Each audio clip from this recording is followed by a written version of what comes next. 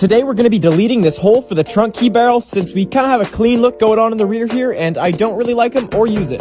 First thing I'm going to do is knock down the surrounding area to make sure it's not going to be a high spot, and then I'm going to cut a piece of aluminum from this scrap that's bigger than the hole.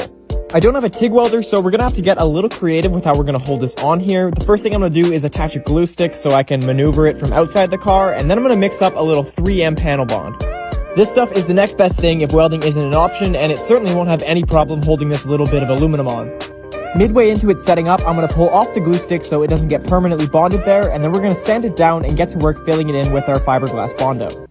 To make sure we sand it down level with the rest of the bodywork, we use a block to make sure that we can't sand past the metal. With most of the Bondo sanded off, you can now see the circular low spot that we tapped in earlier.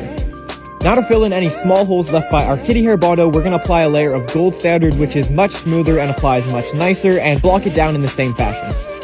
Once I think I'm happy with the patchwork, I'm going to hit it with a layer of high build primer. This will make it all one color and fill in any small scratches and really give me a good idea of what it's going to look like. As a final step, we apply guide coat over top and then sand almost all the guide coat and all the high build primer completely off to see if there's any low spots. And so far so good, it's almost time to build the booth.